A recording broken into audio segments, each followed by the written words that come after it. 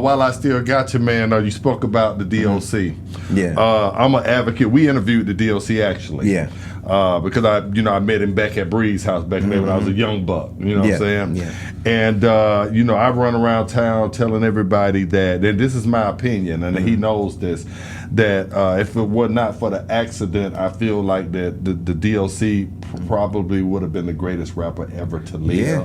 I was with him I was with him the night that night when he had the accident. We was at a video shoot in Watts. We was all at I forgot what video it was, but we was in Watts. That's how much of a fan I was. I used to call him. He'd be like, "Come on, Warren, you come through." So I come. Well, not he was talking regular then, like right.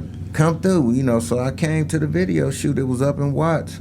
It was it was Watts. It was Watts, and at a warehouse. And that after that night, when I got home, because we was staying in Yorba Linda then, I was living with my dad, my father and them, and after that happened. I was devastated. I was tore up when I had heard that he was in the hospital. I was messed up because that was my guy. Yeah. He took me in, like like the little homie. He took me in. A lot of them did. You know, all above the law, especially them too. That's why I'm G-Funk. I created my own branch within G-Funk, the G-Funk era, which is like a subgenre in music, period, now. Yeah. That's why, created with chords, strings, we brings melody. Right. G-Funk, Come rhythm on, is life and life is rhythm. rhythm. Shit. Yeah, but they the ones gave me the start with the name. I just took it worldwide, and I took it everywhere in the world.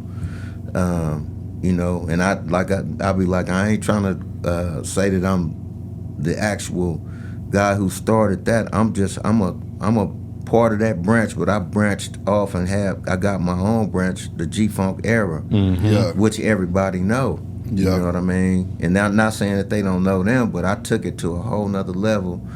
Rest in peace, Gomac. Rest in peace, Laylaw. Them my guys. 187, Cocaine. Total Chaos, KMG, rest in peace. All them my guys. They took me in easy. We was cool. He took me in too. Yeah. But I lived with Above the Law.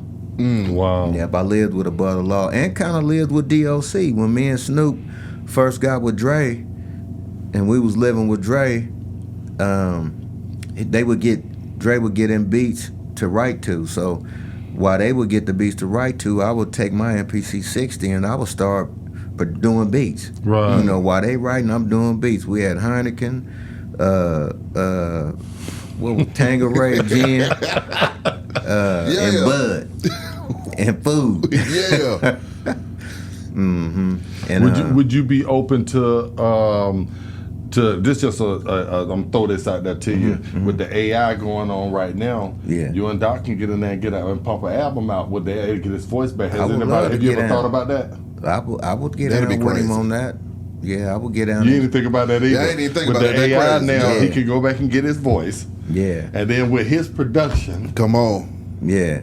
I would I just threw love that to out do it. there. Yeah, If y'all do this, shout me out on No, something. it's all good. Just shout me out. So man, a little country nigga from Decatur, you know what I'm saying? He thought about that. Yeah. But go ahead, Beyond. Warren, I gotta ask you about that time after working on the Chronic, and then you look up and Snoop and Nate Dogg signed to Death Row, and you sitting over there trying to figure it out, man. I mean, what was going through your mind at that time?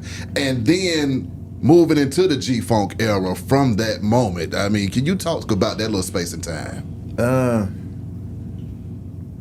me see. I was just I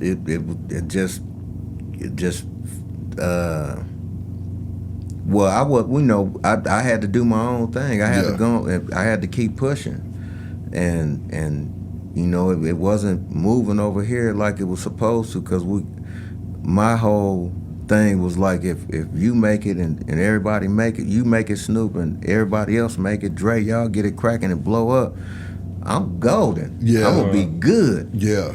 But it didn't turn out like that. and it ain't like no diss to them or whatever, but it just didn't turn out like that, and I just went on my own way. Yeah. You know, I went on my own way and just started grinding again, and that's how I ended up doing Endo Smoke. I was on my own, but I still was fucking with Snoop and Dre, you know, and everybody else, all our folks.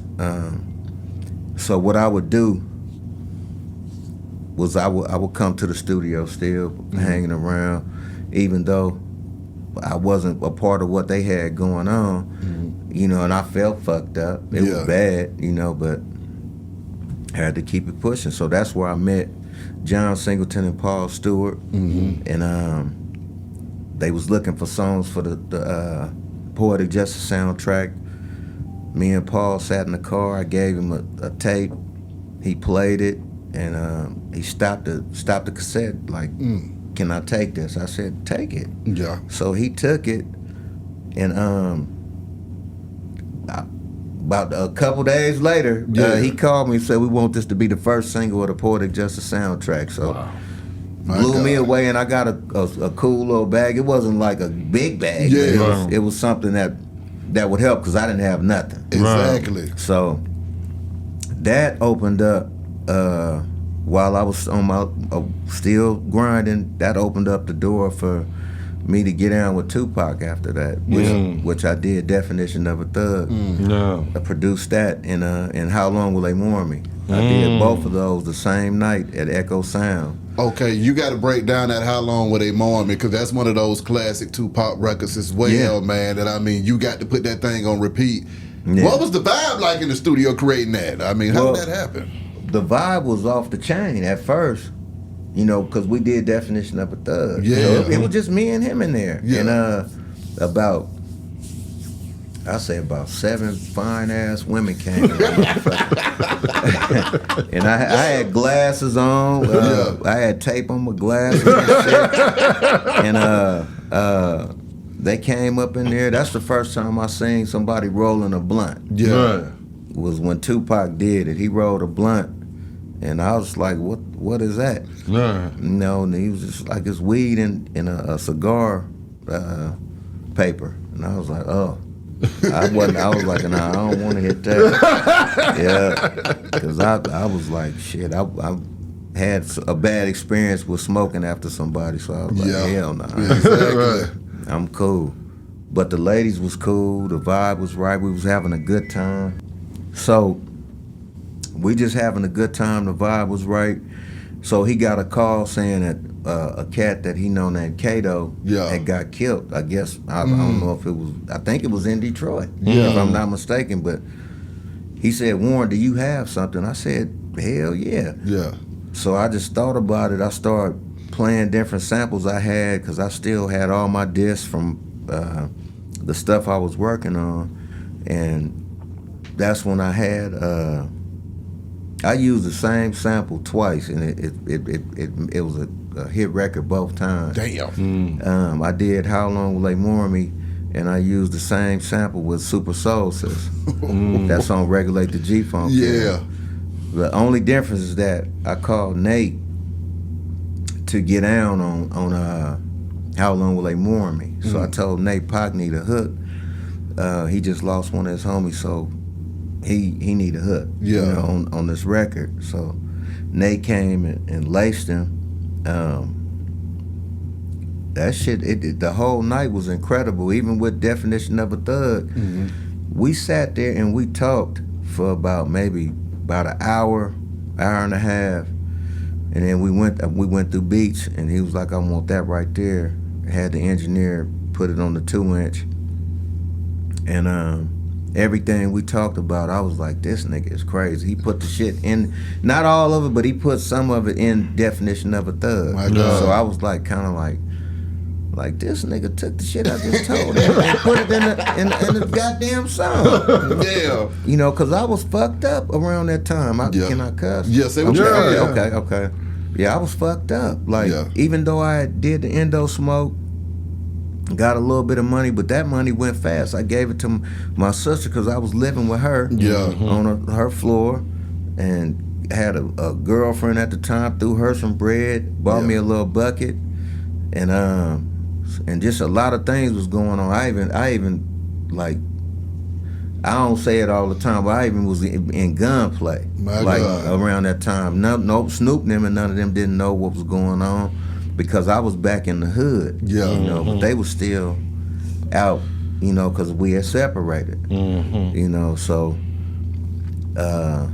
all of that stuff led to me doing the Poetic Justice soundtrack again, and you know, the Endo Smoke started blowing up. So a lot of record companies started calling John and Paul. So Paul called me and was like, Mourn, Def Jam just called. They want to have a meeting. So I was like, a phone call. So I was like, hell yeah, let's do it. So when they called, I was like, okay, I'm the producer. So I know they want me to do some production for them and do this and do that. So I was like, okay, I'm gonna get down. So they was like, we really like the song you did with Endo Smoke. We like the guys on there rapping and doing this and doing that.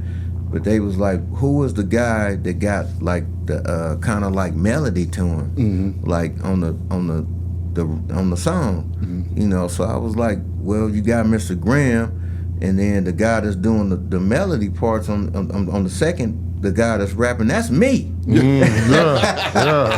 said, that's me. So you mean that the second guy? Yeah. They was like, yeah, him. And I was like, that's me. Because I was already prepared to start calling Mr. Graham like, look, let's get you a lawyer. Let's get this shit together. I'm going to be producing everything for you. Let's get this together because I brought him in there. Yeah. You know what I mean? So we're going to go through me because I brought it to introduce you to all of this. And it ended up being me. You know what I mean? And they was just like, we want to come to Los Angeles and have a meeting with you. And it was Chris Lighty, Tracy Waples, and Leor Cohen. Yeah, and we had a good talk. And so at that time, once they called, it was like the I don't know what happened. Like every label in the hip hop industry was on me. So I was just like, damn. I mean everybody. So I'm like, I'm saying, you know. So I had to think about who could I get with that's really a company that's gonna strictly look out for me and as far as a hip hop company, because a lot of the other companies, they had like Michael Jackson and all these big pop names and stuff, and I'm like, I ain't never heard of nobody blowing up like from there. But these artists, so I didn't know if they had a hip hop department that could blow me up, you know, let people know who I was. So I thought about it, and Def Jam, just looking at the history, I went to Crush Groove and all kind of shit. I was like, that's what popped up in my head. Shit, Crush Groove mainly because it was like the Fat Boys, the Fat Boys, Run DMC, LL Cool J, Slick Rick, Dougie Fresh, everybody. Like all of that was what made me sign to Def Jam, because those were all people that I was fans of. So I was like, just to be able to be label mates with them, Public Enemy and you know, Flav and Chuck, them my homies to this day. Everybody. It was a trip. Yeah. And so I signed with Def Jam. I got my budget, and with the first thing, I got my advance. So they gave me a pretty decent advance. So the first thing I did was went to Nadine's and bought all my equipment so I could save money as far as like going into the studio, and then they saying that you owe this, even though they still was talking about they needed to recoup. What the fuck y'all need to recoup? I did all this shit in my house. I know y'all did y'all promotions and shit like that, but this shit blew up on the Above the Rim soundtrack. Blew the motherfucker up. Come on. So it was a trip, but that's what opened the doors up. And then as soon as I got to New York, it was me and the twins, because they was riding, the twins was riding with me like, let's go, man, because I didn't have nobody else. Not that, them was always my guys from elementary on up. And both Dion and Dwayne was rapping, so I was fucking with them too on the hip hop tip with rapping. So I said, fuck it, this is my crew now, so let's go.